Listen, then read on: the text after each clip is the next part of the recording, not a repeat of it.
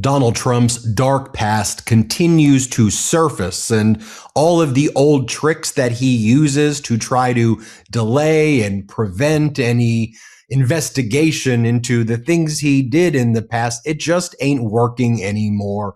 The Democrats have someone by the name of Congressmember Garcia, who you all know as the ranking member of the House Oversight Committee. There are Democrats like Ro Khanna and Congresswoman Stansberry and AOC and others who are aggressively pursuing Donald Trump's cover-up of the Epstein files. Last week, or 2 weeks ago at this point, Melania Trump held that press conference where she started saying, and she held it in the White House, that she had no connections with Epstein and that all of the messages and emails and text messages that are out there are fake and the photographs are fake and they just were in some same social circles together, but nothing was real about it. And then Pam Bondi was supposed to have her deposition taken on April 14th. You all know that now, on April 15th, 14th, right around that time period. And then Bondi, through the Department of Justice, was saying, well, she's not the Attorney General anymore. And you subpoenaed her when she was the Attorney General, so she ain't going to testify anymore at all, or we're going to extend it sometime indefinitely into the future. I think what some of the MAGA Republicans on the House Oversight Committee were saying, well, it took us 7 months to take the deposition of Bill Clinton and Hillary Clinton. So by that precedent, then Pam Bondi should have her deposition taken, 7 or 8 months from now. And they obviously want to kick the can past the midterms, or then hope 7 to 8 months from now they can get additional extensions. So that's what they're going to do. Obviously, there's a big difference between Hillary Clinton, who's not even in the files, and Bill Clinton, who hasn't held public office for, 26 years, as opposed to Pam Bondi, who's literally the one involved in the cover-up of the child sex trafficking ring that everybody in America wants to have answers to pretty much on a bipartisan basis, other than Trump and the MAGA Republicans in Congress and Trump's cabinet. So a few things that are going down right now. So Democrats on the House Oversight Committee, led by Robert Garcia, sent this letter to James Comer, who chairs the House Oversight Committee, but he's basically Donald Trump's proxy sycophant tool, if you will, on the House Oversight Committee.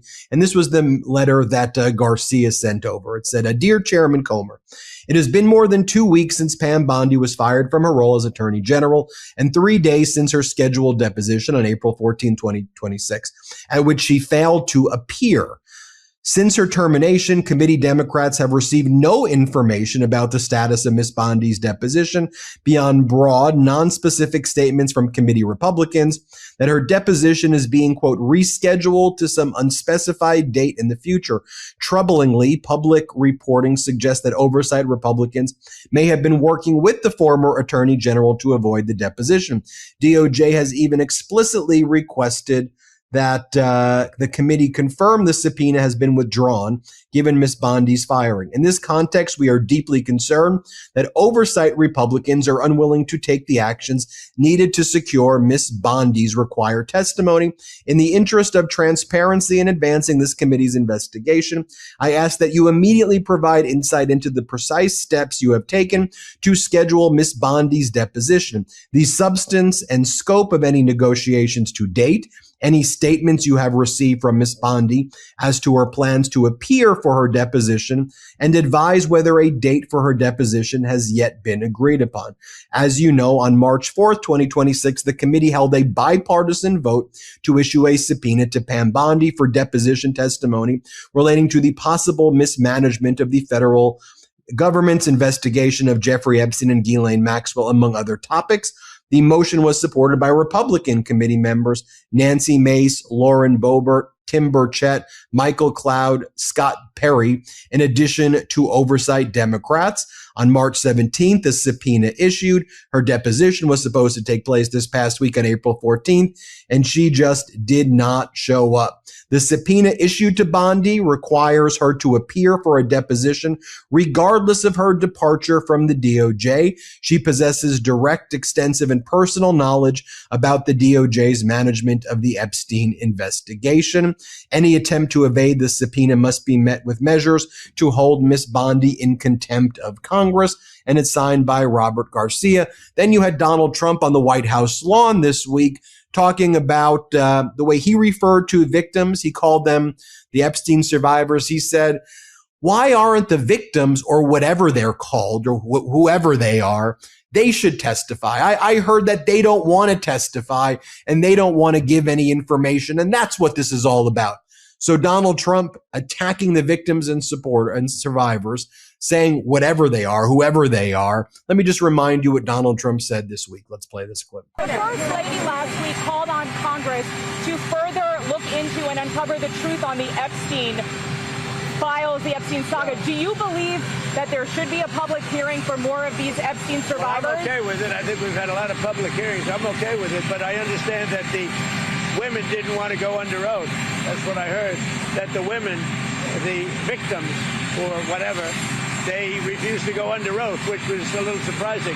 So Melania felt strongly about it because she was accused of that I met her through Epstein, but it turned out to be totally false. It was a false oath. All right, now I want to bring in Harry Litman from the Talking Feds YouTube channel, Substack, and podcast.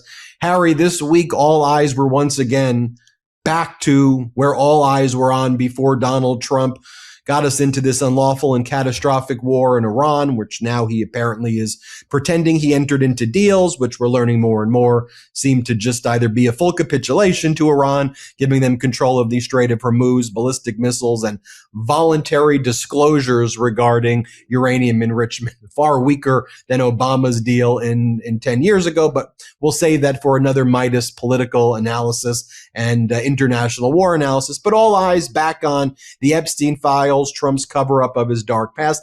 This is not going away, Harry, and it also galvanizes the base on both the left and the right and the center here, saying you can't be covering up child sex trafficking rings and acting like we don't know what you're doing. Harry, what do you make of it all? Yeah, the first point is the one you just made now, Ben. It is maybe the singular issue. We've seen perhaps one or two where the Congress has not been in lockstep with Trump and the White House, but we're going to first have this political effort. So just as you say, the subpoena goes out to Bondi with 5 Republicans voting. That is, I don't know if there's been a vote of that nature in all of this Congress, but that's really firm and it puts it in her court. But now there seems to be some circling of the wagons, maybe prompted at the White House as well, for a political move to peel off each and every one, and it would have to be each and every one of the R's. And even if that previous subpoena is kind of out there, if they can do that, they can make it basically wither and die on the vine. So first, it's that kind of political effort. And Garcia's letter is meant, I think they're aware that stuff is going on and he wants to flush them out. And now, because we've always, look at the Epstein Transparency Act itself, which was approved by every single member in Congress except one quixotic are, when they actually have to stand up and be counted, that's when the force and sort of, political, and it should be also the moral and equitable, but if nothing else, the political pressure comes down, raining down on the R's. And that's what Garcia is trying to do, because they have now separated and moved to their respective camps, and the Dems need that, at least some element of bipartisanship. On the actual point, you couldn't be more right. They sat there and insisted that Bill Clinton, first president ever forced to testify against his will, be there and raise his right hand. Hillary Clinton, knowing next to nothing, be there and raise her right hand. Pam Bondi does not know any less by virtue of her having been sacked by the White House. It's not the position of Attorney General that had all this knowledge. It's Pam Bondi herself. Now, what's going to be really interesting, assuming that the R's can't completely, or the White House can't completely peel back all the R's, then the subpoena reissues to Pam Bondi's personal lawyer and the like. And it's going to be for testimony when she showed up before with Blanche and said, oh, we can just answer your questions like friends. She hasn't been very friendly in those committees. I think that wasn't taken as a very sincere offer. The Dems actually said flat out, you know what? We don't trust you, and for good reason. So they would insist that she testify and anything she say false be subject to perjury. But if she let's say that she still tries to actually, stonewall them or stiff arm them. Now what happens? Because the normal thing then is to refer something to the Department of Justice. When she was Attorney General, that would be an overwhelming case for a special counsel. And then it wouldn't be in the control of Bondi. Now that she's a former Attorney General, will Todd Blanche, the acting Attorney General, try to say, we can handle this? And lo and behold, we are not going to hold her in contempt. I want to say that, and I wonder what you think about this. Bondi is a really, really damaged figure and just over 50 and wants a future. She really, leaves in sort of disrepute from all sides. And she could try to play the sort of trick that people in the White House or DOJ play of saying, I'm just not coming.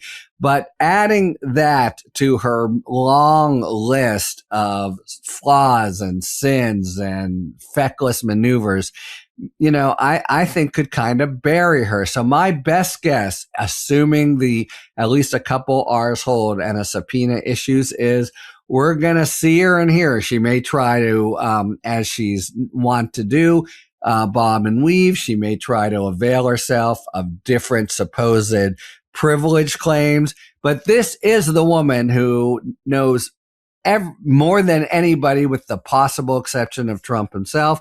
And, there's no possible, how can you do an investigation? How can you be Comer and insist on Hillary Clinton, but, Pam Bondi, we don't really care, and the American people, as you say, they've been taken, has the White House by surprise again and again and again. But every time it comes up, it sticks to Trump and the White House in a way others haven't, and it sticks to members of Congress who are callous about the victims and the terrible abuses of the Epstein ring and the like. So, 1, this ain't going away. 2, unless all the R's stand up and say we don't care, the subpoena ain't going away. And 3, while she could play her cards in a contemptuous way, I think that Bondi really doesn't have a practical option as someone who wants a professional future of just stiffing Congress completely. That would be, you could see it either way, but that would be my best prediction. Let's look at this from 30,000 feet, though, for a moment, because if you did the right thing as Pam Bondi, if you did an investigation the way you were supposed to do it, you put the right protocols, you followed the law, the Epstein Transparency Act, and other law, there really would be not a lot to be afraid about. It may be a little bit annoying that you would have to testify to begin with, but you would answer the questions, unlike what she did the first time she testified before her termination, where she started talking about the Dow and bringing up a burn book of the members to yell. Right. That's not how people who are innocent or who have conducted their jobs professionally behave. That's how lunatics, liars, and people who are engaged in cover-ups behave. Just go back to your childhood and think about people who react that way when they're caught doing something bad. It's almost a parody of it. Similarly here, if she believes she did a great job and that she was helping the survivors and the victims, not that she would like to be deposed, because no one likes to have their deposition taken. It's annoying. It takes a day. It's not comfortable being cross-examined, even if you're innocent and everything's great. But you do it. You get through it. You maybe you tell your lawyer during lunch, that was annoying. I just want to go back to my family. But you get through it and it's done. But the efforts that they're going through to not have her be deposed is perhaps the most telling thing of all right here. And in all of this back and forth, let's just reflect on that. Yeah. She's hiding from something. She's scared of something. And when it comes to conduct relating to a child sex trafficking ring, and you're being asked to be deposed, you shouldn't be scared, because you should be on the side of the survivors and their champion, their knight, the good guy. It's a role where you're the helper, not that you're like, oh my God, don't depose me. Oh, no. That should not be. So I just don't want us to forget about the most basic dynamic at all. Harry, just another quick point. When you're in that position, what do you do? And what does a lawyer tell you to do? Don't volunteer. Yeah, but tell the truth. That's how you get through those kinds of ordeals. And the thing about Bondi, from February 2025, and I've got my files on the desk, she's not only been inconsistent, but she's continually given the very strong impression that her answers, if they were true, it was by coincidence, because she had one North Star in mind. What's best for Donald Trump? How do I placate Donald Trump? How do I suck up to Donald Trump? How do I stay in the good graces? And that record, that's who she is to them now, including in her spectacularly, venal dripping, kind of contemptuous performances. So she really has shot her credibility. And, do you go in and tell the truth? Easier to remember, but, potentially harder on you and Trump. But in this sense, yeah, the administration, but Bondi herself really has made her bed and has to lie in it. Harry Litman runs the Talking Feds YouTube channel, also the Substack, and also a podcast called Talking Feds. But do me a favor, as soon as this video ends, will you search Harry Litman's Talking Feds podcast? Just search Talking Feds, subscribe, and watch Harry's videos throughout the day. Thanks, Harry. Hey, thanks, Ben. Love this video? Support independent media and unlock exclusive content, ad-free videos, and custom emojis by becoming a paid member of our YouTube channel today. You can also gift memberships to others. Let's keep growing together.